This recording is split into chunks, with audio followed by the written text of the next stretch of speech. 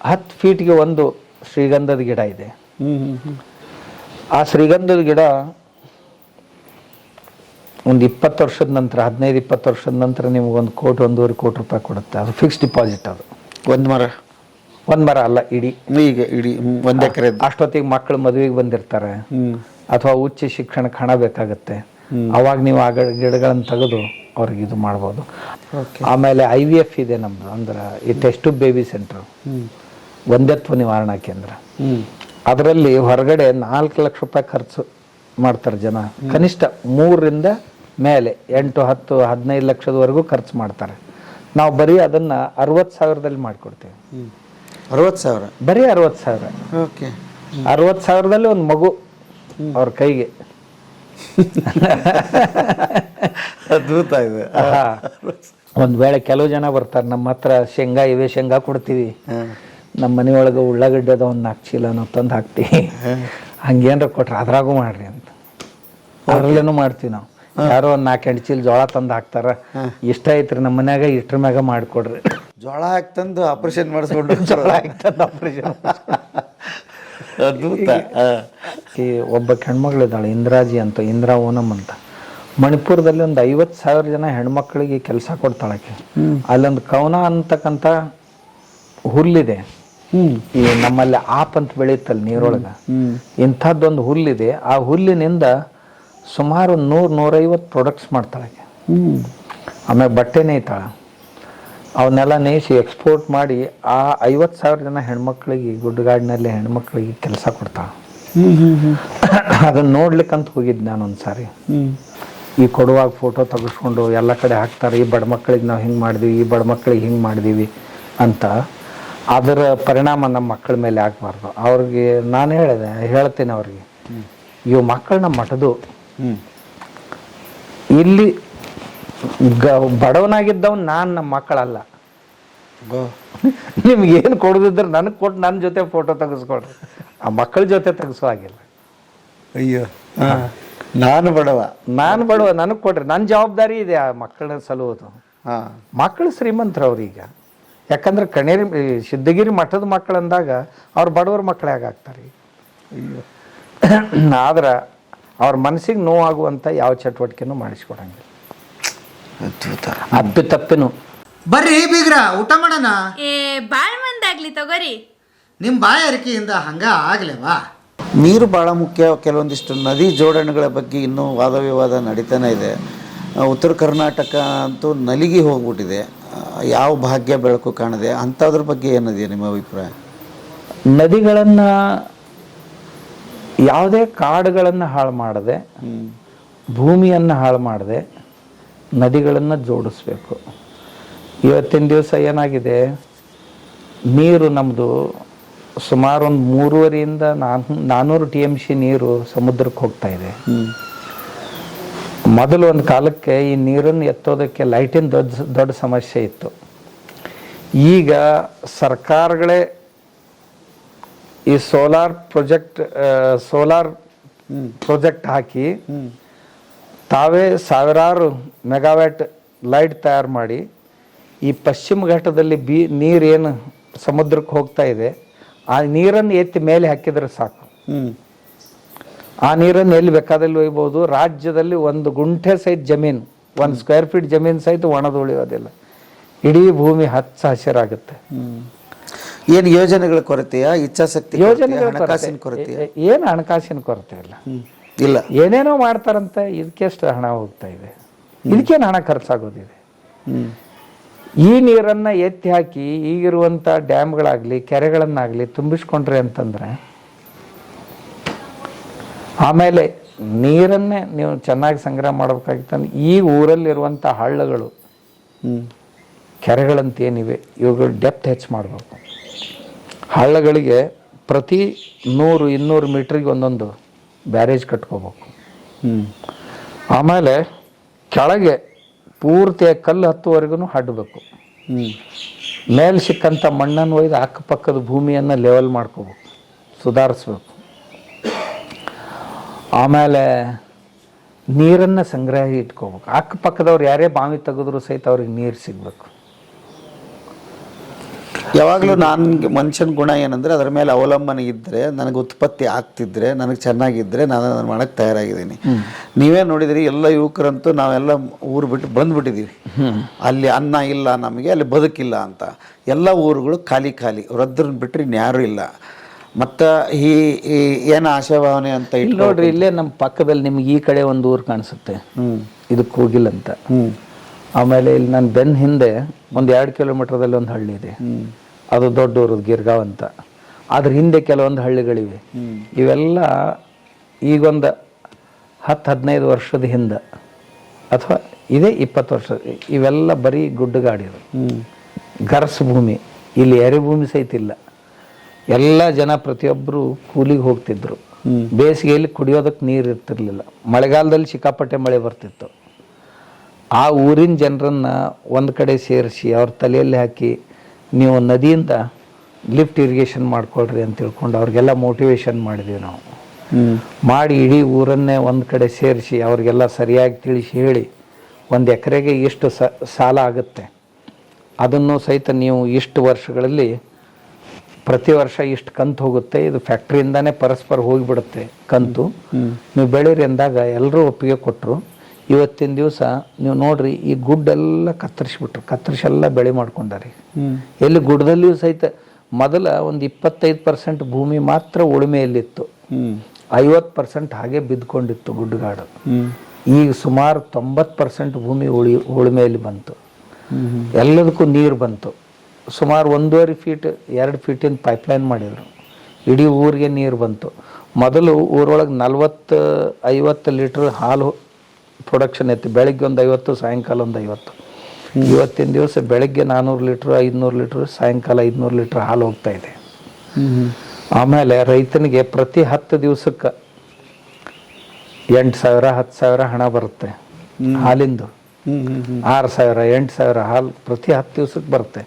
ತಿಂಗಳಿಗೆ 3 ಸಾರಿ ಹಾಲಿನ ಬಿಲ್ ಬರುತ್ತೆ ಡೇರಿಯಿಂದ. ಆಮೇಲೆ ಭೂಮಿ ಚೆನ್ನಾಗಿ ಬೆಳೀಲಿಕ್ಕತ್ತು. ಭೂಮಿ ಚೆನ್ನಾಗಿ ಬೆಳೀತು ಅಂದ್ರೆ ಮಾರಾಟ ಮಾಡೋದಿಲ್ಲ.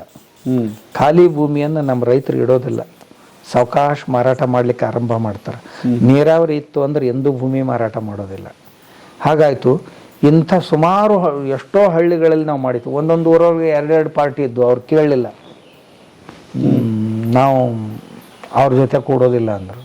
ಹಾಗಾದ್ರೆ 2 ಪೈಪ್ಲೈನ್ ಮಾಡೋಣ ಅಂತ 2 ಸಂಸ್ಥೆಗಳನ್ನು ಕಟ್ಟಿ 2 ಪೈಪ್ಲೈನ್ಗಳನ್ನು ಮಾಡಿದ್ದೀವಿ. ಇಡೀ ಊರಿಗೂರೇ ಕವರ್ ಆದವು. 6, 7, 8, 10 ಕಿಲೋಮೀಟರ್ದಿಂದ ನೀರು ಲಿಫ್ಟ್ ಮಾಡ್ಕೊಂಡು ಬಂದು ಸರಿಯಾಗಿ ಯೋಜನೆ ಮಾಡಿ ಎಲ್ಲರ ಹೊಲಕ್ಕೂ ನೀರು ಮುಟ್ತು. ಇವತ್ತೆಲ್ಲರೂ ಸುಖಿಗಳು. ಇದು ಇಲ್ಲಿ ಮಾದರಿ ಏನು ಮಾಡಿದಿರಿ? 1 ಎಕರೆ 2 ಎಕರೆ ಆ ಥರದ್ದು ರೈತರಿಗೆ ತೋರ್ಸಕ್ಕೆ ನೋಡ್ಬೋದು. ಅದು ಇಲ್ಲೇ ಇದೆ ಪಕ್ಕದಲ್ಲಿ. 1 ಎಕರೆನಲ್ಲಿ ನೀವೇನೇನು ಮಾಡಿ ಹೇಳ್ತೀರಿ ಅವ್ರಿಗೆ, ಅಥವಾ ಇನ್ಕಮ್ ಏನು ಹೇಗೆ ಬರುತ್ತೆ? 1 ಎಕರೆಯಲ್ಲಿ ಅಲ್ಲೇ ತೋಟದಲ್ಲೇ ಒಂದು ಮನೆ, ಒಂದು ಸಣ್ಣ ಕೊಟ್ಟಿಗೆ ಹಸುವಿಂದು, ಒಂದು ಗೋಬರ್ ಗ್ಯಾಸು, ಆಮ್ಯಾಗ ಒಂದು 2 ಕಿಲೋವ್ಯಾಟ್ ಇದ್ದು ಸೋಲಾರ್ ಯೂನಿಟ್ಟು, ಆ ನಂತರ ಒಂದು 20-25 ಪ್ರಕಾರದ ತರಕಾರಿ ಸೀಸನ್ ವೈಸ್, 30-40 ಪ್ರಕಾರನೂ ತರಕಾರಿ. ಅಂದ್ರೆ ಕಂದವರ್ಗ, ಪರ್ಣವರ್ಗ ಅಂದ್ರೆ ಎಲೆಗಳು, ಹಸಿರು ಎಲೆಗಳು. 3ನೇದ್ದು ಫಲವರ್ಗ ಅಂದ್ರೆ ಈ ಮೆಣಸಿಕಾಯಿ, ಬೆಂಡಿಕಾಯಿ, ಟೊಮೆಟೊ ಅಂತ ಏನಂತೀವಿ, ಇಂಥ ಫಲವರ್ಗ.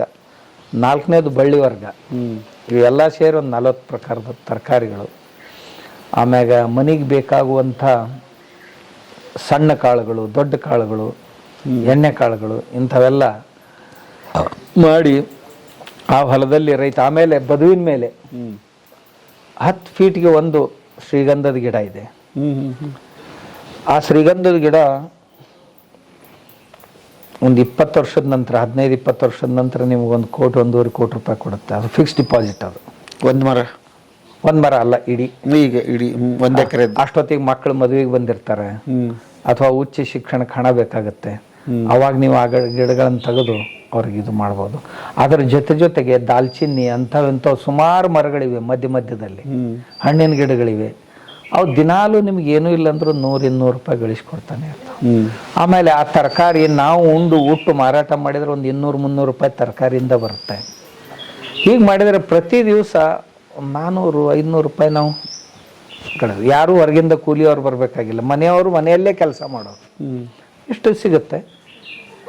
ನಾವು ಎಲ್ಲ ಉಂಡುಟ್ಟು 400-500 ರೂಪಾಯಿ ಬರ್ತಿತ್ತು ಮನೆಗೆ ಅಂತಂದ್ರೆ ಇನ್ನು ಇದಕ್ಕಿಂತ ಚೆನ್ನಾಗಿ ಏನು ಮಾಡೋದಿದೆ. ಆಮೇಲೆ ಅದರಲ್ಲಿ ಕೆಲವೊಂದು ಕ್ಯಾಶ್ ಕ್ರಾಪ್ ಇವೆ, ಅವೆಲ್ಲ ವರ್ಷಕ್ಕೆ ಒಂದು ಸಾರಿ ಇದನ್ನು ಕೊಡುವಂಥವು, ಬೆಳೆಯನ್ನು ಕೊಡುವಂಥವು, ಅವುಗಳಿಂದನೂ ಸಹಿತ ಒಂದು 70-80 ಸಾವಿರ ರೂಪಾಯಿ ಬಂದೇ ಬರುತ್ತೆ. ಹೀಗಾಗಿ ತಾವು 1-2 ಲಕ್ಷ ರೂಪಾಯಿಗಳನ್ನು ಉಂಡುಟ್ಟು ಉಳಿಸ್ಬೋದು ಅದರಲ್ಲಿ. ಆದರೆ ಒಂದು 20 ಸಾವಿರ ಲೀಟ್ರ್ ನೀರು ಬೇಕು. ಒಣ ಬೇಸಾಯದಲ್ಲಿ ಅದು ಮಾಡ್ಲಿಕ್ಕೆ ಆಗೋದಿಲ್ಲ, ಬೇಕು. ಓಕೆ, ಕೃಷಿದು ಮಾಡಿದಿರಿ. ಮತ್ತೆ ಇನ್ನು ಉಳಿದದ್ದು ತರಕಾರಿಗಳನ್ನು ಅವನ್ನ ಸಾಕಷ್ಟು ಮಾಡಿದ್ದೀವಿ ನಾವು. ಹಣ್ಣಿನ ಗಿಡಗಳನ್ನು ಹಾಕಿದ್ದೀವಿ. ಇದು ಕೃಷಿ ಚಟುವಟಿಕೆಗಳು. ಇದು ಆದ ನಂತರ ನಾವು ಈಗ ರೈತರಿಗೆ ಗಿಡಗಳನ್ನು ಕೊಡ್ತಾ ಇದ್ದೀವಿ. ಅವ್ರು ಬೇಡದಂಥ ಹಣ್ಣಿನ ಗಿಡಗಳನ್ನು 70-75% ಹಣ ನಾವು ಹಾಕ್ಬೇಕು ಮಠದಿಂದ, 25% ಅವರು. ನಾವು ಹಾಕ್ತೀವಿ ಅಂದ್ರೇನು, ಜನರಿಂದ ಸಂಗ್ರಹಿಸ್ತೀವಿ. ಯಾರಿಗೆ ಗಿಡ ಕೊಡಬೇಕು ಅಂತ ಇಚ್ಛೆ ಇದೆ ಅವ್ರು ಹಣ ಕೊಡ್ರಿ ಅಂತ ಕೊಡ್ತಾರೆ ಜನ. ಬ್ಯಾಂಕ್ನವ್ರು ಕೊಡ್ತಾರೆ, ಮತ್ತು ಯಾವುದೋ CSRದವ್ರು ಕೊಡ್ತಾ ಇದ್ದಾರೆ. ಆ ಹಣಗಳನ್ನು ನಾವು ರೈತರಿಗೆ, ಆ ರೈತನಿಗೆ ಹಣ್ಣುಗಳಿಂದ ಗ್ರಾಮ ಸ್ವಾವಲಂಬನೆ. ಹಾಂ, ಆ ಊರಿಗೆ ಬೇಕಾಗುವಂಥ ಯಾವ ಹಣ್ಣನ್ನು ಹೊರಗಿಂದ ತರುವ ಆಗಿಲ್ಲ, ಊರಲ್ಲೇ ಬೆಳ್ಕೋಬೇಕು ರೈತರ ಹೊಲದಲ್ಲಿ. ಅಂಥ ಹಣ್ಣಿನ ಗಿಡಗಳನ್ನೆಲ್ಲ ಅವ್ರಿಗೆ ಕೊಡ್ತೀವಿ. ಒಂದು 70-75% ನಾವು ಕೊಟ್ಟರೆ ಒಂದು 25-30% ಅವ್ರು ಹಾಕ್ಬೇಕು ಹಣ. ಅವ ಹಣ ಹಾಕ್ಲಿಲ್ಲ ಅಂತಂದ್ರೆ ಅದಕ್ಕೆ ನೀರು ಹಾಕೋದಿಲ್ಲ. ನಾಳೆ ಪುಕ್ಕಟೆಗೆ ಬೆಲೆ ಇಲ್ಲ. ರೈತಂದು ಸ್ವಲ್ಪ ಆದರೂ ಇನ್ವೆಸ್ಟ್ಮೆಂಟ್ ಅದರಲ್ಲಿ ಇರಬೇಕು, ಇದ್ರೆ ಅದನ್ನ ಚೆನ್ನಾಗಿ ಬೆಳೆಸ್ತಾನೆ. ಆ ದೃಷ್ಟಿಯಿಂದ ಈ ವರ್ಷ ನಾವು 2 ಲಕ್ಷ ಗಿಡಗಳನ್ನು ಹಾಕ್ತಾ ಇದ್ದೀವಿ. 1 ಲಕ್ಷ ಕರ್ನಾಟಕದಲ್ಲಿ, 1 ಲಕ್ಷ ಮಹಾರಾಷ್ಟ್ರದಲ್ಲಿ. 2 ಲಕ್ಷ ಗಿಡಗಳದ್ದು ಯೋಜನೆ ಮಾಡ್ತಾ ಇದ್ದೀವಿ ಈಗ. ಬರೀ ದೇಣಿಗೆ ಅಂತೂ ಸಾಕಾಗಲ್ಲ ಅನ್ಕೊಂಡಿದ್ದೀನಿ. ಯಾಕಂದ್ರೆ ನಿಶ್ಚಿತ ಠೇವಣಿ ಅಲ್ಲ, ಅಥವಾ ಬರುತ್ತಾ ಇಲ್ವೋ ಗೊತ್ತಿಲ್ಲ. ಮಠದ ಆದಾಯ ಪ್ರತಿ ತಿಂಗಳು ಇದೆಯಾ ಅಥವಾ ವರ್ಷಕ್ಕಿದೆಯಾ? ಪ್ರತಿ ದಿವಸ ಇದೆ. ಪ್ರತಿ ದಿವಸ? ಅದೇ ಹೇಳಿದ್ನಲ್ಲಿ ನಿಮ್ಗೆ, ಮಠದಲ್ಲಿ ನಾವೊಂದು ನಮ್ಮಲ್ಲಿ 2006ಕ್ಕಿಂತಲೂ ಪೂರ್ವದಲ್ಲಿ ನಮ್ಮ ಮಠಕ್ಕೆ ಪ್ರತಿ ದಿವಸ ಒಂದು 50 ಜನ ಬರ್ತಿದ್ರು. ಬಹಳ ಅಂದರೆ ಸೋಮವಾರ ಇತ್ತು, ಗುರುವಾರ ಇತ್ತು ಅಂದ್ರೆ 100-200 ಜನ ಬರ್ತಿದ್ರು. ಉಳಿದ ದಿನಗಳಲ್ಲಿ ಅಷ್ಟೇ ಒಂದು 50 ಜನ ಬಂದ್ರೆ ಭಾಳ. ಗುಡ್ಡದ ಮೇಲೆ, ಊರ ಹೊರಗಡೆ ಇಲ್ಲಿ ಯಾರು ಬರೋದು. ಆದರೆ ನಾವೊಂದು ಮ್ಯೂಸಿಯಂ ಮಾಡಿದೀವಿ ಅಲ್ಲಿ, ಗ್ರಾಮ ಜೀವನದ್ದು. ಅವಾಗಿನಿಂದ ಜನರ ಇದು ಶುರುವಾಯಿತು. ಆಮ್ಯಾಗ ಒಂದು ಡೆಸ್ಟಿನೇಷನ್ ಆಯ್ತು. ಈಗ ಮೊದಲು ಕೊಲ್ಲಾಪುರ ಅಂದ್ರೆ ಮಹಾಲಕ್ಷ್ಮಿ ಕೊಲ್ಲಾಪುರ ಅಂತಿದ್ರು. ಈ ಕಣೇರಿ ಮಠದ ಕೊಲ್ಲಾಪುರ ಅಂತಾರೆ. ಕೊಲ್ಲಾಪುರ ಅಂದ ಕೂಡಲೇ ಮೊದಲು ಕಣೇರಿ ಮಠ ಇಲ್ಲಿದೆ. ಒಂದು ಡೆಸ್ಟಿನೇಷನ್ ಪಾಯಿಂಟ್ ಆಗಿ ಡೆವಲಪ್ ಆಯಿತು. ಅದರಲ್ಲೇ ನಾವು ಪ್ರತಿ ದಿವಸ ಯಾವ ರೀತಿ ಹಣ ಕಲೆಕ್ಟ್ ಮಾಡಬೇಕು, ಜನ ಬರ್ತಾರಲ್ಲ. ಫಾರ್ ಎಕ್ಸಾಂಪಲ್ ನಿಮ್ಗೆ ಹೇಳ್ತೀನಿ, ಒಂದು ವೇಯಿಂಗ್ ಮಷಿನ್ ಇಟ್ಟಿವಿ ನಾವು. ಈ ರೈಲ್ವೆ ಸ್ಟೇಷನ್ನಲ್ಲಿ ಅದು ಇರ್ತಿದ್ವಲ್ಲ, ₹1 ಹಾಕೋದು, ತೂಕ ನೋಡೋದು. ಅದು ದಿವ್ಸಕ್ಕೆ ₹400. 2 ಮಷಿನ್ಗಳನ್ನ ₹400 ಗಳಿಸ್ಕೊಡ್ತಿದ್ವು ಅವಾಗ. ₹200 ಸಂಬಳ ಇತ್ತು ಜನರಿಗೆ, 2 ಸಂಬಳ ಹೋಗ್ತಿತ್ತು ಅದರಲ್ಲಿ. ಅಂಥವುಗಳನ್ನ ಸಣ್ಣ ಪುಟ್ಟು ಎಲ್ಲ ಜನ ಬರ್ಲಿಕ್ಕೆ ಫುಟ್ ಪ್ರಿಂಟ್ಸ್ ಹೆಚ್ಚಾಯ್ತಲ್ಲ, ಅದು ಮ್ಯೂಸಿಯಂ ಮಾಡಿದೀವಿ. ನೋಡ್ಲಿಕ್ಕೆ ಜನ ಬರ್ಲಿಕ್ಕೆ ಹತ್ತಿದ್ರು. ಪ್ರವಾಸಿ ಬಂದವರು ಹಣ ಖರ್ಚು ಮಾಡ್ತಿರ್ತಾರೆ, ಅವ್ರಿಗೆ ಮಾಡೋ ಇಚ್ಛೆ ಇರುತ್ತೆ. ಅವ್ರಿಗೆ ತಿನ್ನೋ ಪದಾರ್ಥಗಳನ್ನು ಕೊಡಬೇಕು, ಅವ್ರ ಮಕ್ಕಳಿಗೆ ಆಟಿಕೆ ಸಾಮಾನುಗಳನ್ನು ಕೊಡ್ಬೇಕು, ನಾವು ಒದಗಿಸ್ಕೊಡ್ಬೇಕು. ನಾವು ಕೆಲವೊಂದು ಎಲೆಕ್ಟ್ರಾನಿಕ್ ಗೇಮ್ಸು, ರೈಲ್ವೆ, ಆಮೇಲೆ ತಾರಾಂಗಣ, ಆಮೇಲೆ 7D ಥಿಯೇಟ್ರು, ಆಮೇಲೆ ಈ ಕನ್ನಡಿಯ ಮನೆ, ಇಂಥವು ಬೇರೆ ಬೇರೆ ಬೇರೆ ಬೇರೆ ಮಕ್ಕಳಿಗಾಗಿ ಮಾಡಿದೀವಿ. ಅದರಿಂದಾಗಿ ಮತ್ತು ಇದರಿಂದಾಗಿ ಆಮೇಲೆ ಈ ತಿನ್ನುವ ಪದಾರ್ಥಗಳು ಇವುಗಳ ಮಾರಾಟ ಶುರುವಾಯಿತು. ಆಮೇಲೆ ಖಾದಿ ವಸ್ತುಗಳ ಮಾರಾಟ ಆರಂಭ ಮಾಡಿದೀವಿ. ನ್ಯಾಚುರಲ್, ಆಮೇಲೆ ಈ ಸ್ವಸಹಾಯ ಗುಂಪುಗಳಂತ ಏನಿರ್ತಾವೆ ಅವ್ರ ಸಾಮಾನುಗಳನ್ನ ಮಾರಾಟ ಮಾಡ್ಲಿಕ್ಕೆ ಆರಂಭ ಮಾಡಿದ್ವಿ. ಅಂದರೆ ಇವ್ರಿಗೆ ಮಾರ್ಕೆಟ್ ಮಾಡಿಕೊಟ್ಟಂಗಾಯ್ತು, ಇಲ್ಲೊಂದು ಉದ್ಯೋಗ ನಿರ್ಮಾಣ ಆದಂಗಾಯ್ತು. ಆ ನಂತರ ಸಿದ್ಧಗಿರಿ ನ್ಯಾಚುರಲ್ಸ್ ಸಾವಯವ ಪದಾರ್ಥಗಳ ಮಳಿಗೆಯನ್ನು ಆರಂಭ ಮಾಡಿದ್ದೀವಿ. ಇವೆಲ್ಲವುಗಳಿಂದ ಸೇರಿ ಆಮೇಲೆ ಟಿಕೆಟ್ ಹಣ ಸೇರಿ ಪ್ರತಿ ದಿವಸ ನಮಗೆ ಸರಾಸರಿ ₹2 ಲಕ್ಷ ಇನ್ಕಮ್ ಜನರೇಟ್ ಆಗುತ್ತೆ. ತಮ್ಮ ಹೆಸರು ಸರ್? ಬಾಪುರ ಎಸ್ ಯಾದವಾಡ. ಎಲ್ಲಿಂದ ಬಂದಿರಿ? ಬಿಜಾಪುರ ಜಿಲ್ಲೆ ಬಬಲೇಶ್ವರ ತಾಲೂಕು. ಇದನ್ನ ನೋಡಕ್ಕಂತ ಬಂದಿರಿ? ನೋಡ್ಲಕ್ಕ. ಏನು ಅನಿಸ್ತೀರಿ ಸರ್? ಇದು ಒಳ್ಳೆ ಅದರ ಇದು ಧಾರ್ಮಿಕನೂ ಐತಿ, ಕೃಷಿ ಬಗ್ಗೆನೂ ಐತಿ, ತಂತ್ರಜ್ಞಾನ ಬಗ್ಗೆ ಎಲ್ಲ ಐತಿ.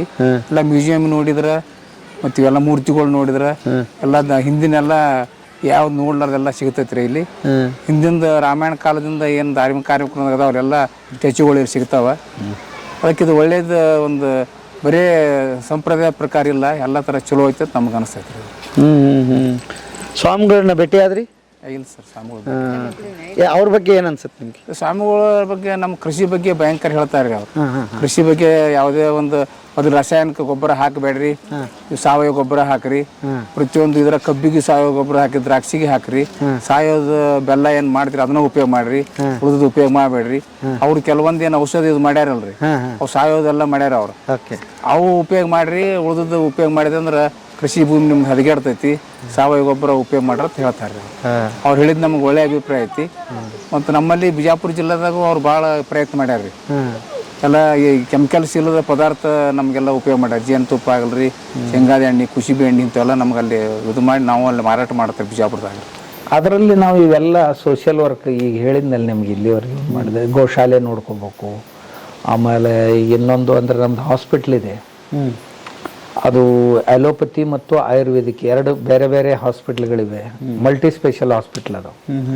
ಅದು ಬಡವರಿಗೆ ಕಡಿಮೆ ಖರ್ಚಿನಲ್ಲಿ ಅಲ್ಲಿ ಉಪಚಾರ ಮಾಡ್ತೀವಿ ನಾವು. ಹೊರಗಡೆ ಒಂದು 8-10 ಲಕ್ಷ ರೂಪಾಯಿ ನಿಮ್ಗೆ ಬ್ರೈನ್ ಸರ್ಜರಿ ಖರ್ಚಿತ್ತು ಅಂದ್ರೆ ನಾವು ಅಷ್ಟೇ 1 ಅಥವಾ 1.5 ಲಕ್ಷದಲ್ಲಿ ಮಾಡಿಕೊಡ್ತೀವಿ. ಆಮೇಲೆ ಇವು ನೀರು ರಿಪ್ಲೇಸ್ಮೆಂಟು ಹೊರಗಡೆ ನೀವು 3 ಲಕ್ಷ 4 ಲಕ್ಷ ತಗೋತಿದ್ರು ಅಂದ್ರೆ ನಾವೊಂದು 2 ಲಕ್ಷದಲ್ಲಿ ಅಥವಾ 2.5 ಲಕ್ಷದಲ್ಲಿ 2 ಕಾಲುಗಳನ್ನು ನೀರು ರಿಪ್ಲೇಸ್ ಮಾಡಿಕೊಡ್ತೀವಿ. ಹೀಗೆ ಬೇರೆ ಬೇರೆ ರೋಗಗಳ ಎಷ್ಟು ಅದಕ್ಕೆ ಅವಶ್ಯಕತೆ ಇದೆ ಅಷ್ಟೇ ಹಣ ತಗೊಂಡು ನಾವು ಮಾಡಿಕೊಡ್ತೀವಿ ಸಾಮಾನ್ಯ ಜನರಿಗಾಗಿ.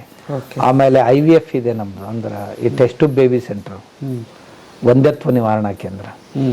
ಅದರಲ್ಲಿ ಹೊರಗಡೆ 4 ಲಕ್ಷ ರೂಪಾಯಿ ಖರ್ಚು ಮಾಡ್ತಾರೆ ಜನ. ಕನಿಷ್ಠ 3ರಿಂದ ಮೇಲೆ 8, 10, 15 ಲಕ್ಷದವರೆಗೂ ಖರ್ಚು ಮಾಡ್ತಾರೆ.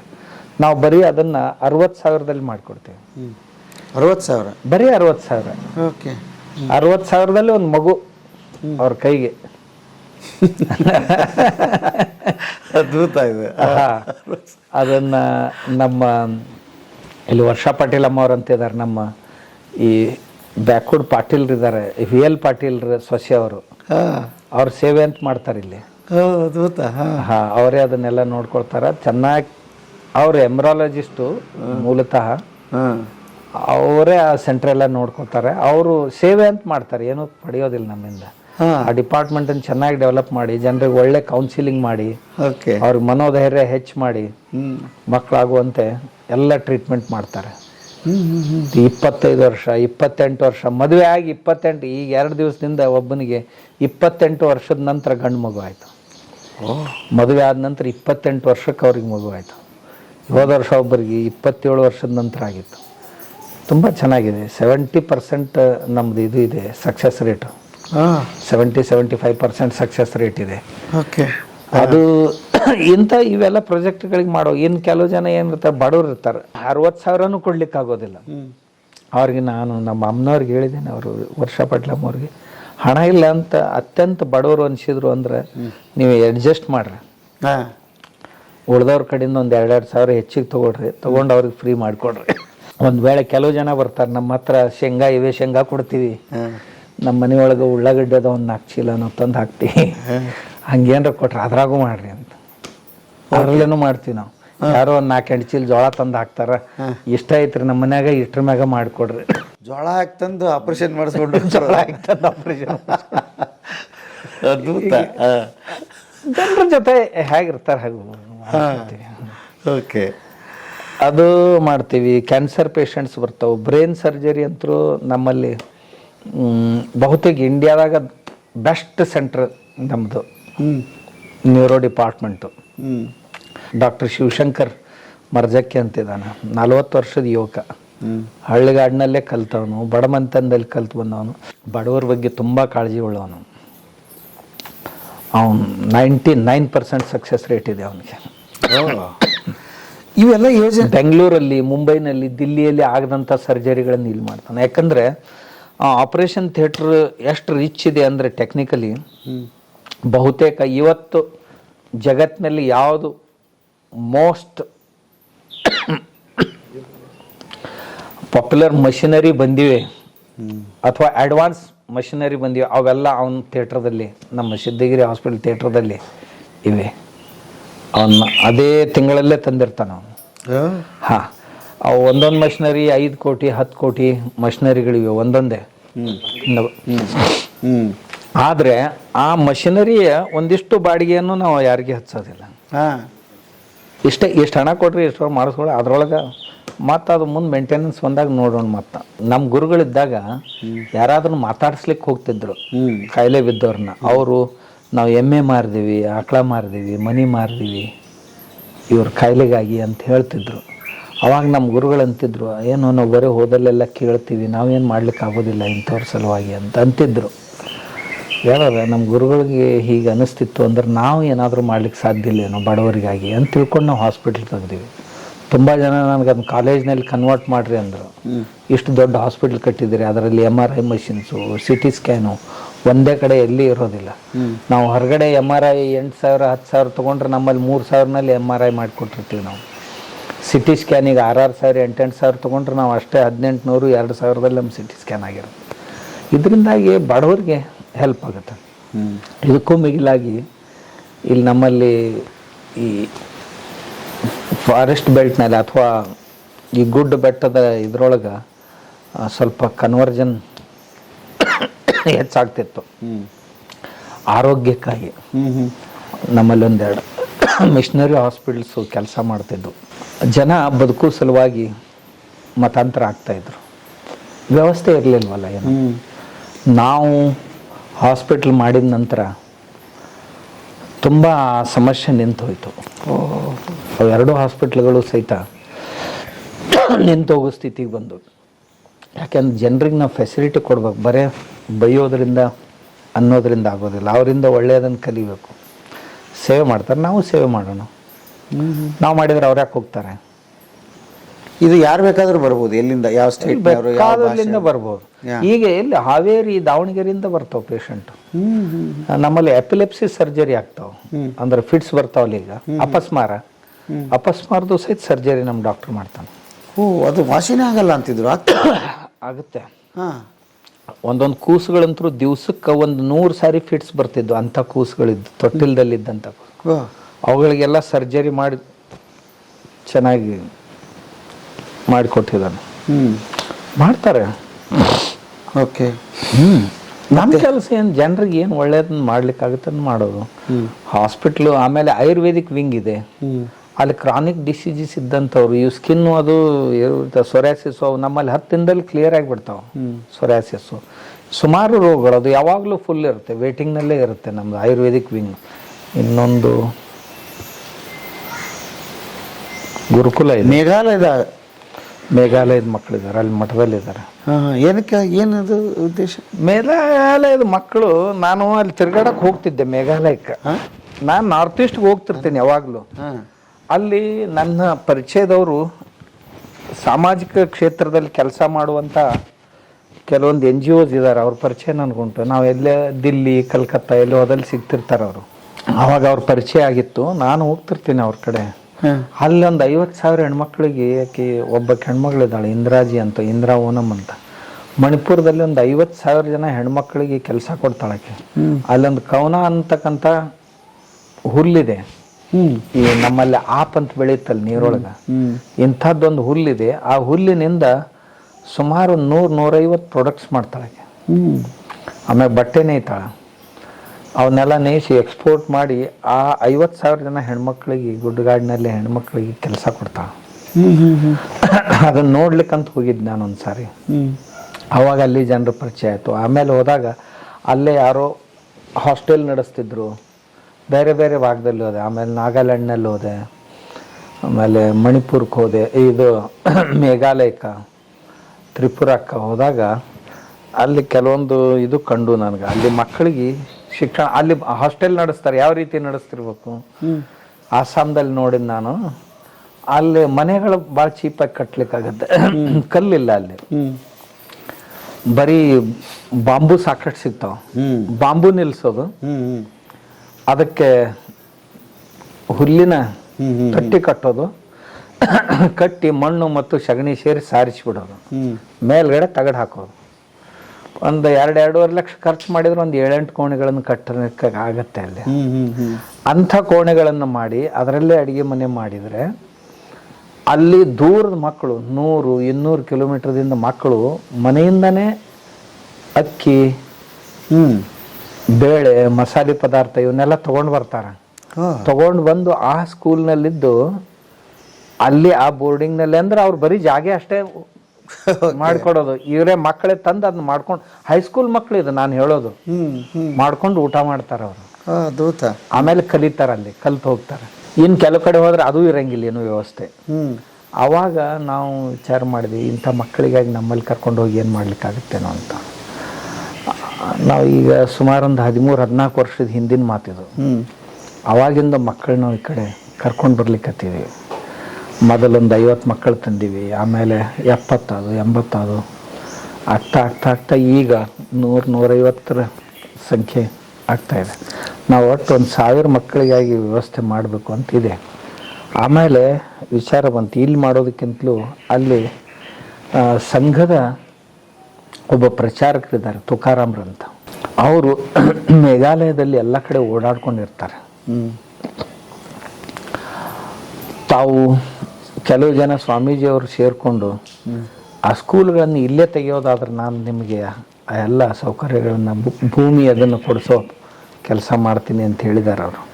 ನಾನು ಕೆಲವು ಜನ ಸ್ವಾಮಿಗಳಲ್ಲಿ ರಿಕ್ವೆಸ್ಟ್ ಮಾಡಿದ್ದೀನಿ, ನಮ್ಮ ಗುಜರಾತ್ನಲ್ಲಿ, ಕರ್ನಾಟಕದಲ್ಲಿ, ರಾಜಸ್ಥಾನದಲ್ಲಿ ನಾವೆಲ್ಲರೂ ಸೇರಿ ಅಲ್ಲೇ ಸ್ಕೂಲ್ ತೆಗೆಯೋಣ.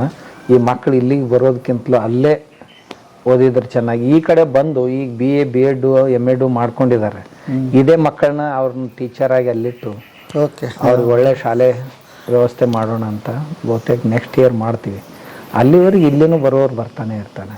ಇಲ್ಲೇ ಸ್ಕೂಲ್ಗೆ ಹೋಗ್ತಾರೆ, ಇಲ್ಲಿ ಕೆಳಗೆ ಊರಲ್ಲೇ ಸ್ಕೂಲ್ ಇದೆ, ಇಂಗ್ಲೀಷ್ ಮೀಡಿಯಂ ಸ್ಕೂಲು. ಆ ಸ್ಕೂಲಿಗೆ ಕಳಿಸ್ತೀವಿ ಅವ್ರನ್ನ. ಆಮೇಲೆ ದೊಡ್ಡವ್ರು ಆದ ಕೂಡಲೇ ಆ ಮಕ್ಕಳಿಗೆ ಮ್ಯಾಟ್ರಿಕ್ ಮುಗಿಸಿದ ನಂತರ ಜಾಬ್ ಓರಿಯೆಂಟೆಡ್ ಕೋರ್ಸಸ್ ಮಾಡ್ತೀವಿ ನಾವು. ಈ ಆಪ್ಥಾಲ್ಮಿಕ್ technician, OT technician, ICU technician, ಎಲೆಕ್ಟ್ರಿಷಿಯನ್ನು, hotel management, ಹಿಂಗೆ ಬೇರೆ ಬೇರೆ ಬೇರೆ ಬೇರೆ ಇದ್ರೊಳಗೆ ಕೋರ್ಸ್ ಮಾಡಿಸ್ತೀವಿ ಅವ್ರಿಗೆ. ಬಟ್ ಒಂದು ತೊಗೊಳ್ಳೇಬೇಕಲ್ಲ, ಇಲ್ಲಿದು ಮರಾಠಿ ತಗೋತಾರ? ಇಲ್ಲ, ಮರಾಠಿ ಕಲಿಸ್ತೀವಿ ನಾವು. ಇಲ್ಲಿ ಕಲಿಸ್ತೀರಿ? ಇಲ್ಲಿ ಕರ್ಕೊಂಡು ಬಂದ ಒಬ್ಬ ಟೀಚರ್ನ ಪರ್ಮನೆಂಟ್ ಆಗಿ ಇಟ್ಟಿದ್ದೀವಿ ಮರಾಠಿ ಕಲಿಸ್ಲಿಕ್ಕೆ ಅವ್ರಿಗೆ. ಕಲಿತಾರೆ ಅವರು. ಒಬ್ಬ ಇಂಗ್ಲೀಷ್ ಟೀಚರು, ಒಬ್ಬರು ಮರಾಠಿ ಟೀಚರ್. ಇಂಗ್ಲೀಷ್ ಟೀಚರೇ ಈಗ ಅವ್ರನ್ನೆಲ್ಲ ನೋಡ್ಕೊಳ್ಳೋದು, ಪಾಲಕತ್ವ ಅವ್ರ ಕಡೆ ಇದೆ. ಅವ್ರು ಕರ್ನಾಟಕದವ್ರೆ, ಅನಿಲ್ ಅಂತ, ಅವ್ರು ನೋಡ್ಕೊಳ್ತಾರೆ. ತುಂಬ ಚೆನ್ನಾಗಿ ಕಲಿತದ. ಎಷ್ಟೋ ಮಕ್ಕಳಿಗೆ ಈಗಾಗಲೇ ನಮ್ಮಲ್ಲೇ ಈಗ ಕ್ಯಾಂಟೀನ್ ಅವ್ರು ಕೊಟ್ಬಿಟ್ಟಿದ್ದೀವಿ, ಕ್ಯಾಂಟೀನ್ನಲ್ಲಿ ನೌಕರಿ ಕೊಟ್ಟಿದ್ದೀವಿ ಅವ್ರಿಗೆ. ಈಗ ಅವರು ಗಳಿಸ್ತಾ ಇದ್ದಾರೆ. ಇನ್ನು ಕೆಲವು ಜನ ಕಲಿತು ಬೆಂಗಳೂರು, ಹೈದರಾಬಾದ್ಗೂ ಹೋಗಿದ್ದಾರೆ, ಹೋಗ್ತಾ ಇದ್ದಾರೆ. ಅವ್ರಿಗೆಲ್ಲ ಅವ್ರ ಬಟ್ಟೆ ಅವ್ರು 4 ವರ್ಷ 5 ವರ್ಷಕ್ಕೆ ಒಂದ್ಸಾರಿ ಹೋಗ್ತಾರೆ. ಆಮೇಲೆ ಅವ್ರು ಅಲ್ಲಿ ಹೋದ ನಂತರ ರೈಲ್ವೆ ಇಳಿದ ನಂತರ ಅವ್ರ ಊರಿಗೆ ಹೋಗ್ಬೇಕಾದ್ರೆ 2-3 ದಿವಸ ಬೇಕಾಗತ್ತೆ. ಅಂಥ ಇದ್ರೊಳಗೆ ಅದಾರ ಅವರು, ಗುಡ್ಡಗಾಡಿನಲ್ಲಿ.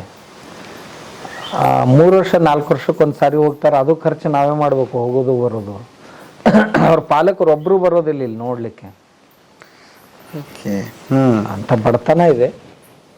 ಬಟ್ ಒಂದೇ ಒಂದು ಭೇಟಿ ಇಷ್ಟೆಲ್ಲ ಕ್ರಾಂತಿ ಕಾರಣ ಆಯ್ತಾ ಅಂತ ಏನು ಮಾಡೋದು. ಈಗ ಸಂಪರ್ಕ ಬಂದಿದೆ, ಈಗ ಬರ್ತಾವೆ. ನಾವು ಯಾವಾಗ ಹೋಗ್ತೀವಿ ಈಗ ಮತ್ತೆ ಮೇಲಿಂದ ಮೇಲೆ. ಅಲ್ಲಿ ಹಳೆ ಮಕ್ಳು ಇರ್ತಾರ, ಅವ್ರಿಗೆ ಭೇಟಿ ಆಗೋದು, ಅವ್ರು ಏನೇನೋ ಮಾಡ್ತಿರ್ತಾರೆ, ಅವ್ರಿಗೊಂದಿಷ್ಟು ಭೇಟಿಯಾಗಿ ಬರೋದು. ಹಿಂಗೆ ಏನೋ ಒಂದು ಕೆಲ್ಸಕ್ಕೆ ಹೋಗಿರ್ತೀವಿ, ಅದ್ರೊಳಗೆ ಇನ್ನೊಂದಿಷ್ಟು ಮುಂದಕ್ಕೆ ಹೋಗಿರ್. ಏನೋ ಕಲ್ಕತ್ತಾಕ್ಕೆ ಹೋಗಿರ್ತೀನಿ, ಅಲ್ಲಿ ಸಮೀಪದಾಗ ಹೋದಾಗ ಯಾವುದೋ ಒಂದು ಕಾರ್ಯಕ್ರಮದ ನಿಮಿತ್ತವಾಗಿ ಇಲ್ಲೇ ಬಂದಿದ್ದೀನಿ ಸಮೀಪದಲ್ಲಿ ಅಂತೇಳಿ ಅಲ್ಲಿ ಮುಂದೆ ಹೋಗಿ ಬರ್ತಿರ್ತೀವಿ ಅಷ್ಟೇ. ದೊಡ್ಡ ನೌಕರಿ ತಗೊಂಡಿರ್ತಾರೆ, ದೊಡ್ಡ ಹುದ್ದೆಯಲ್ಲಿ ಇರ್ತಾರೆ. ಹೌದು, ತುಂಬಾ ಸಂತೋಷ ಅನ್ಸುತ್ತೆ ನೋಡಿದಾಗ. ಈ ಮನುಷ್ಯ ತನ್ನ ಕಾಲ ಮೇಲೆ ತಾನು ನಿಂತ, ಇದಕ್ಕೆ ಸಮಾಜದಲ್ಲಿ ಯಾವ ಜನ ಇವ್ರಿಗೆ ಹೆಲ್ಪ್ ಮಾಡಿದ್ರಲ್ಲ ಅವ್ರಿಗೆ ಅದ್ರ ಪುಣ್ಯ ತಟ್ಟುತ್ತೆ ಅಂತ. ಈ ಮಕ್ಕಳಿಗಾಗಿ ತುಂಬ ಜನ ಹೆಲ್ಪ್ ಮಾಡ್ತಾರೆ. ಯಾರು ಬಟ್ಟೆ ಕೊಡ್ತಾರೆ, ಅವ್ರು ಹಾಸಿಗೆ ಕೊಡ್ತಾರೆ, ನೋಟ್ಬುಕ್ಸ್ ಕೊಡ್ತಾರೆ, ಊಟಕ್ಕೆ ಹಣ ಕೊಡ್ತಾರೆ, ಶಿಕ್ಷಕರ ಸಂಬಳ ಕೊಡ್ತಾರೆ ಜನ. ನಾನೆಲ್ಲಿಂದ ತರೋದು ಹಣ? ಆಮೇಲೆ ಯಾವ್ದ್ಯಾವ್ದಕ್ಕಂತ ತರೋದು? ಜನ ಹೆಲ್ಪ್ ಮಾಡ್ತಾರೆ. ಅಲ್ಲ, ಒಂದು ನಂಬಿಕೆ ಜನಗಳ ಹತ್ರ ಬುದ್ಧಿ, ಹಣ ಇದೆ, ಎಲ್ಲವೂ ಇದೆ. ಇದೆ. ಒಬ್ಬರಿಗೆ ಒಂದು ನಂಬಿಕೆ ಇಲ್ಲ, ಅವ್ರಿಗೆ ಆ ನಂಬಿಕೆ ಬರ್ಸೋದೇ ಕಷ್ಟ. ನಂಬಿಕೆ ಕೇಂದ್ರ ಬಂದು ನೀವು ಒಂದು ನಂಬಿಕೆ ಅನ್ನೋ ಸ್ಥಾನದಲ್ಲಿ ಕೂತ್ಬಿಟ್ಟಿದ್ದೀರಿ. ಹಾಗಾಗಿ ಇದೆಲ್ಲ ನಡೆಯುತ್ತೆ. ಬಿಟ್ರೆ ಅವ್ರಿಲ್ಲ ಅಂದ್ರೆ ಎಲ್ಲಿ ಕೊಡೋದವ್ರು? ಯಾರಿಗೆ ದಾನ ಆದ್ರೂ ಯಾರಿಗೆ ಯೋಗ್ಯತೆ ಬೇಕಲ್ಲ ಅದನ್ನ ಬಳಸ್ಕೊಳ್ಳೋದಕ್ಕೆ. ಹೌದು, ಅದು ಬಹಳ ಇಂಪಾರ್ಟೆಂಟ್. ಭಾಳ ಇಂಪಾರ್ಟೆಂಟ್. ಅದು ಕೊಡ್ತಾರೆ ಜನ, ಯಾರೋ ನಮಗೆ ಸಹಿತ ಗೊತ್ತಿರೋದಿಲ್ಲ. ಆದ್ರೆ ಒಂದು, ನಾನು ಆ ಮಕ್ಕಳನ್ನು ತೋರಿಸಿ ಎಂದೂ ಹಣ ತಗೊಳ್ಳೋದಿಲ್ಲ.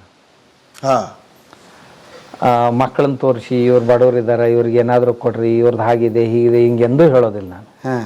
ನಮ್ಮ ಮಕ್ಕಳ ಬಗ್ಗೆ ಇವರು ಹಾಗಿದೆ ಹೀಗಿದೆ ಇವ್ರಿಗೆ ಕೊಡ್ರಿ ಅಂತ, ಏನೋ ಭಿಕ್ಷೆ ಬೇಡುವಾಗ ಕೂಸುಗಳನ್ನು ತೋರಿಸಿ ಭಿಕ್ಷೆ ಬೇಡ್ತಾರಲ್ಲ, ಹಾಗೆ ನಾ ಎಂದೂ ಮಾಡಿಲ್ಲ ಇವತ್ತಿನವರೆಗೂ. ನಿಮ್ಗೆ ಏನೇ ಕೊಡೋದಿದ್ರೆ ನನ್ನ ಹತ್ರ ತಂದು ಕೊಡೋದು, ಮಕ್ಕಳಿಗೆ ಕೊಟ್ಟು ಫೋಟೋ ತೆಗೆಸ್ಕೊಳ್ಳೋದು ಇದನ್ನ ನಾನು ಪರ್ಮಿಟ್ ಮಾಡೋದಿಲ್ಲ. ಅಂದರೆ ಅವ್ರ ಮೇಲೆ ಈಗ ಏನಾಗುತ್ತೆ, ಕೆಲವು ಜನರಿಗೆ ಏನು ರೂಢಿ ಆಗಿದೆ, ತಮ್ಮ ಮಕ್ಕಳದ್ದು ಹುಟ್ಟಹಬ್ಬ ಇತ್ತಂದ್ರೆ ಇಂಥ ಬಡ ಮಕ್ಕಳಿಗೆ ತಂದು ಅವ್ರ ಕೈಯಿಂದ ಇವ್ರಿಗೆ ಕೊಡಿಸುವಾಗ ಫೋಟೋ ತೆಗೆಸೋದು, ನನ್ನ ಮಗು ಇವ್ರಿಗೆ ಹಂಚಿತ್ವ, ಮುಂದೆ ಈ ಮಕ್ಕಳ ಮನಸ್ಸಿನ ಮೇಲೆ ಪರಿಣಾಮ ಆಗುತ್ತೆ. ನಾವು ಬಡವರು ಅಂತ ತಿಳ್ಕೊಂಡು ನಮ್ಗೆ ಈ ಕೊಡುವಾಗ ಫೋಟೋ ತೆಗೆಸ್ಕೊಂಡು ಎಲ್ಲ ಕಡೆ ಹಾಕ್ತಾರೆ, ಈ ಬಡ ಮಕ್ಕಳಿಗೆ ನಾವು ಹಿಂಗೆ ಮಾಡಿದೀವಿ, ಈ ಬಡ ಮಕ್ಕಳಿಗೆ ಹಿಂಗೆ ಮಾಡಿದೀವಿ ಅಂತ. ಅದರ ಪರಿಣಾಮ ನಮ್ಮ ಮಕ್ಕಳ ಮೇಲೆ ಆಗಬಾರ್ದು. ಅವ್ರಿಗೆ ನಾನು ಹೇಳ್ತೀನಿ ಅವ್ರಿಗೆ, ಇವು ಮಕ್ಕಳನ್ನ ಮಠದು ಇಲ್ಲಿ ಬಡವನಾಗಿದ್ದವ್ ನಾನು, ನಮ್ಮ ಮಕ್ಕಳಲ್ಲ. ನಿಮ್ಗೇನು ಕೊಡೋದಿದ್ರೆ ನನಗೆ ಕೊಟ್ಟು ನನ್ನ ಜೊತೆ ಫೋಟೋ ತೆಗೆಸ್ಕೊಡ್ರಿ, ಆ ಮಕ್ಕಳ ಜೊತೆ ತೆಗೆಸೋ ಆಗಿಲ್ಲ. ಅಯ್ಯೋ, ನಾನು ಬಡವ ನನಗೆ ಕೊಡ್ರಿ, ನನ್ನ ಜವಾಬ್ದಾರಿ ಇದೆ ಆ ಮಕ್ಕಳನ್ನ ಸಲುವುದು.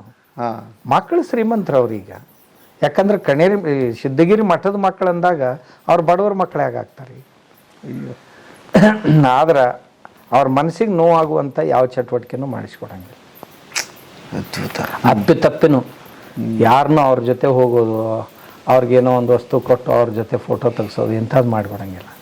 ಆ ಮಕ್ಕಳ ಮನಸ್ಸಿನಲ್ಲಿ ಯಾವುದೇ ಕ್ಷಣದಲ್ಲೂ ಕೀಳರಿಮೆ ಬರಬಾರ್ದು. ನಾವು ಬಡವರು, ಅದಕ್ಕೆ ನಮ್ಗೆ ಹೀಗೆ ಮಾಡಿದ್ರು ಅಂತ ಅನ್ನೋ ಭಾವನೆನ ಆ ಮಕ್ಕಳ ಸುತ್ತ ಹಾಯಬಾರ್ದು. ಯಾವಾಗಲೂ ಸ್ವಾಭಿಮಾನದಿಂದಾನೇ ಬೆಳಿಬೇಕು, ಸ್ವಾಭಿಮಾನದಿಂದಾನೇ ಬದುಕಬೇಕು ಅವರು. ಅವರಂತೂ ಎಲ್ಲ ಫ್ರೀ, ಅವ್ರಿಗೆ ಏನೇನು ₹1 ಎಲ್ಲ ಫ್ರೀ. ಬಟ್ಟೆನು ನಮಗಿಂತಲೂ ಚೆನ್ನಾಗಿ ಇಟ್ಕೊಂಡಿರ್ತಾರೆ. ಆಮ್ಯಾಗ ಮಕ್ಕಳು ತುಂಬ ಚೆನ್ನಾಗಿದ್ದಾರೆ, ಆಡ್ಕೊಂಡು ಓಡ್ಕೊಂಡು ಅಲ್ದಾಡ್ತಿರೋದು. ಏನೇ ಕೆಲಸ ಹೇಳಿದ್ರು 10 ನಿಮಿಷದಲ್ಲಿ ಮಾಡಿ ಬಂದುಬಿಡ್ತಾರೆ ಅವರು. ಮತ್ತು ಸ್ಪೋರ್ಟ್ಸ್ನಲ್ಲಿ ಸಹಿತ ಅಷ್ಟೇ ಎಕ್ಸ್ಪರ್ಟು. ಆಮೇಲೆ ನೀವು ಇವತ್ತು ಅಡುಗೆ ಮಾಡಬೇಕು ಅಂತ ಹೇಳಿದ್ರೆ ಅಂದ್ರೆ 4-5 ಮಕ್ಕಳು ಕೂಡಿದ್ರು ಅಂದ್ರೆ ಒಂದು 2 ಗಂಟೆಯಲ್ಲಿ 2,000 ಜನರಿಗೆ ಅಡುಗೆ ಮಾಡ್ತಾರೆ. ಇಷ್ಟಿಷ್ಟೇ ಇದ್ದಾರೆ. ಅದ್ರಾಗ ಒಂದು 4 ಮಕ್ಕಳು ಹೋಗ್ತಾರೆ. ಆಮ್ಯಾಗ ಹಿರಿಯ ಹುಡುಗರು ಏನದಾವು, ಸಣ್ಣ ಹುಡುಗರನ್ನೆಲ್ಲ ಅವರೇ ಸಂಭಾಳಿಸ್ತಾರೆ. ನಾನು ಇನ್ನೊಂದು ಕೇಳಿದೆ, ಭಾಳ ಹಿಂದುಳಿದ ಮಕ್ಕಳು ಅಂದರೆ ಫೇಲ್ ಆದ ಮಕ್ಕಳು, ಹೌದು, ಅವ್ರನ್ನೆಲ್ಲ ನೀವು ಮತ್ತೆ ಇದು ಮಾಡಿ ಅವ್ರನ್ನ ತಗೊಂಡು ಅವ್ರನ್ನ ಬೇರೆ ಸೆಂಟ್ರ್ ಇದೆ ನಮ್ಮದು, ಅಲ್ಲಿಟ್ಟು ಅವ್ರಿಗೆ ಸ್ವಲ್ಪ ಕಲಿಸಿ ಪಾಸ್ ಮಾಡಿಸಿ, ಈ ಸ್ವಲ್ಪ ಮಿಲ್ಟ್ರಿ ಅಥವಾ ಪೊಲೀಸ್ ಭರ್ತಿ ಆಗೋ ದೃಷ್ಟಿಯಿಂದ ಅವ್ರಿಗೆ ಸ್ವಲ್ಪ ಟ್ರೈನಿಂಗ್ ಕೊಡಿಸಿ, ಹಾರ್ಡ್ ಎಕ್ಸಸೈಸು ಅದು ಮಾಡಿಸಿ ಟ್ರೈನಿಂಗ್ ಕೊಡಿಸಿ ಅಂಥವ್ರಿಗೆ ಸಹಿತ ಕೊಡ್ತಾಯಿದ್ದೀವಿ. ಆಮೇಲೆ ನಮ್ಮ ಪರಿಚಯದವರು ಕೆಲವು ಜನ ವ್ಯಾಪಾರಿಗಳಿದ್ದಾರೆ, ದೊಡ್ಡ ದೊಡ್ಡ ವ್ಯಾಪಾರಿಗಳು. ಅವ್ರು ಹೇಳ್ತಾರೆ, ನೌಕರಿ ಕೊಡೋದಾತಂದ್ರೆ ನಮ್ಗೆ ಹೇಳ್ರಿ, ನಾವು ನೌಕರಿ ಕೊಡ್ತೀವಿ ಮಕ್ಕಳಿಗೆ ಅಂತ. ಅವರು ದೊಡ್ಡ ದೊಡ್ಡ ಬಟ್ಟೆ ಅಂಗಡಿಗಳಿವೆ, ದೊಡ್ಡ ಅಂದರೆ ತುಂಬ ದೊಡ್ಡ. ಅವ್ರ ಹತ್ರ 100 ಜನ ಕಳಿಸಿದ್ರು ನಾವು ನೌಕರಿ ಕೊಡ್ತೀವಿ. ಅವರು ಬೇರೆ ಬೇರೆ ಬ್ರಾಂಚಸ್ ಇವೆ ದೇಶದ ತುಂಬ, ನಾವು ನೌಕರಿ ಕೊಡ್ತೀವಿ ಅಂತಾರೆ ಅವರು. ಅಂಥಲ್ಲಿ ಕಳಿಸ್ತೀವಿ ಮಕ್ಕಳನ್ನ. ಅದ್ಭುತ. ಅವ್ರ ತಂದೆ ತಾಯಿಗೆ ಆ ಮಕ್ಕಳು ಅಸೆಟ್ ಆಗಬೇಕು, ಲೈಬಿಲಿಟಿ ಆಗಬಾರ್ದು. ತಂದೆ ತಾಯಿಗಳನ್ನ ಕಾಪಾಡಬೇಕು ಅವರು ಮನೆಗೆ ಹೋದ ನಂತರ. ಆ ರೀತಿಯಲ್ಲಿ ಅವ್ರನ್ನ ತಯಾರು ಮಾಡಿ ಕಳಿಸೋದು.